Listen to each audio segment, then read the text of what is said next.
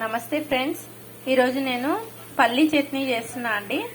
ఇలా పల్లీలను అయితే మనం లో ఫ్లేమ్ పెట్టుకొని ఇలా మరి మాడకుండా ఇలా దూరగా అయితే వేసుకోవాలండి. వేపుకున్న తర్వాత కొద్దిగా పచ్చిమిర్చి, ఒక 2-3 పచ్చిమిర్చి వేసుకున్నాను. కొద్దిగా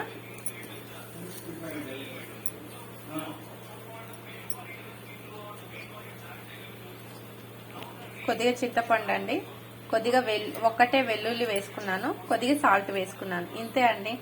దీన్ని మిక్సీ పట్టుకుంటే మనకి పల్లీ చట్నీ అయితే చాలా టేస్టీగా తొందరగా చేసుకోవచ్చండి. మీకు నచ్చితే లైక్ చేసి, షేర్ చేసి, సబ్స్క్రైబ్ చేయండి.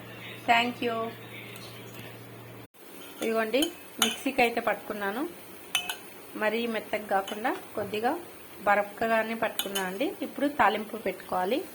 తాలింపు కోసం అయితే 1 స్పూన్ ఆయిల్ వేసుకున్నాను, కొద్దిగా తాలింపు గింజలు,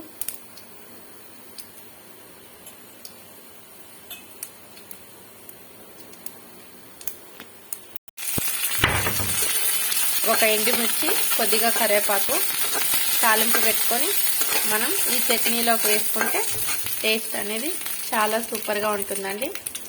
ఈ చట్నీ అనేది మనకి దోశ, పొంగల్, ఇడ్లీ దేంట్లోకైనా చాలా సూపర్గా ఉంటుందండి. మీకు